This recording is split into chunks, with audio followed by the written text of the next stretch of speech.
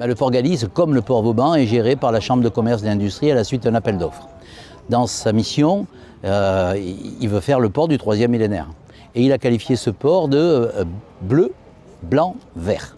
Le bleu, c'est refaire tous les quais, et en particulier de les rehausser pour éviter dans les années à venir toute submersion marine. Le deuxième, c'est bien entendu le blanc, c'est-à-dire tous les bâtiments qui sont là et qui sont dans du linéaire, les reprendre et faire en sorte qu'on ait des petits patios et qu'on accueille des entreprises et de l'activité de restauration, de snack, etc. Et puis le vert, c'est à la fois un port écologique, il est déjà port propre, labellisé, mais on doit aller encore plus loin, port biodiversité, et puis les aménagements paysagers qui vont donner un écrin de verdure au port du 3e millénaire. Nous avons, je dirais, plusieurs dizaines de millions d'euros d'investissement, donc c'est un port qui a nécessité quand même une remise à niveau, bien qu'il avait quand même une configuration qui nous a permis de le faire.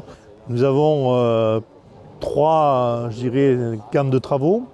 Le premier, c'est le renforcement des quais, le rehaussement des quais au niveau du port. Une partie déjà a été faite sur tout le long de la digue.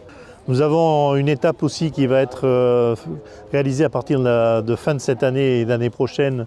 C'est l'accueil des tenders, ce qu'on appelle, c'est les vedettes qui viennent des grands bateaux qui viennent débarquer sur le port. Nous avons la deuxième partie, c'est toutes les activités de service ou des activités de société qui vont venir sur ce port qui ont un lien avec des activités nautiques.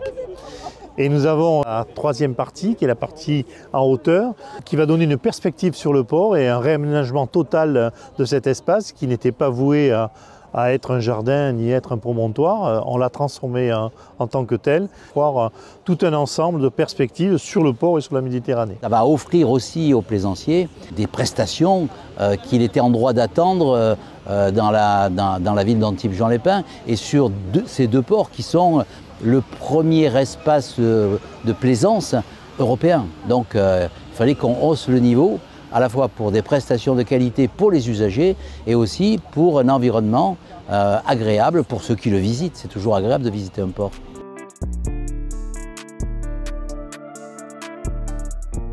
Nous en avons déjà 3 qui se sont positionnés et qui ont acté des locaux. Nous attendons entre 10 et 12 entreprises, suivant les tailles d'entreprise et suivant les besoins, qui pourront venir s'installer sous cette magnifique terrasse et qui pourront bien sûr utiliser tous les services qui sont à leur disposition.